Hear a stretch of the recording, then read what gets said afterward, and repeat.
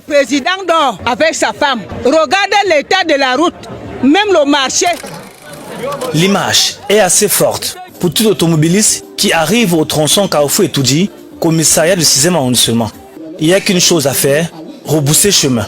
La cause, une route en état de délabrement avancé, et pour les commerçants du marché Etoudi, il faudrait même parler de décomposition. On n'arrive même pas à circuler là, comme vous-même pouvez le voir.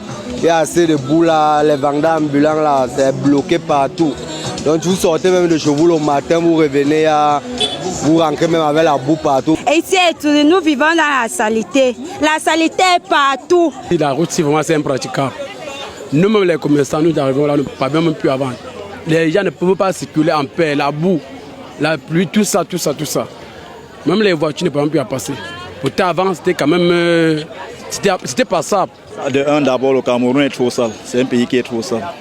Regardons une route comme celle-ci. Je ne peux pas, moi, avoir mon véhicule et viens gagner mon véhicule pour passer ici. Les gens là nous dérangent. Avoir est venu verser la terre ici dernièrement en disant qu'ils arrangent la route. Ils sont venus verser la terre, ils sont partis. Maintenant, ils sont dans le quartier Porte-Porte. Ils ont vu la route, rien. Vraiment, on ne sait pas à qui on va encore pleurer. Parce que c'est devant les médias que nous pleurons. Parmi les routes qui ternissent l'image de la capitale du Cameroun, celle-ci peut faire office de porte-étendard au vu de sa proximité avec la présidente de la République, mais surtout l'absence de nid de poule transformé en véritable lac de boue où vendeurs et clients pataugent comme des gentils petits canards.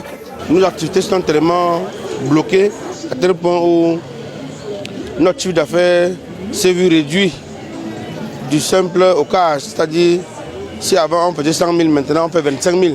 On n'a plus accès, des fois on bagarre avec les clients parce qu'on n'a plus accès de les laisser au carrefour. La route est déjà envahie, donc ce n'est plus la chaussée, c'est déjà un supermarché. Le plus terrible, c'est pas le fait que les clients, soucieux de leur propriété et qui souhaitent éviter le choléra à tout prix, aient déserté les marchés.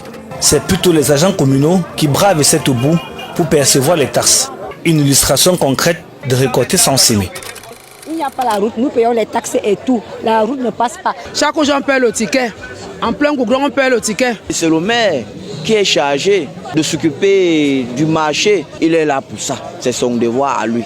Pour un quartier comme Etoudi, dans le premier arrondissement de Yaoundé, abriter la présidence de la République, mais aussi la route la plus dégradée de la ville, relève du véritable paradoxe.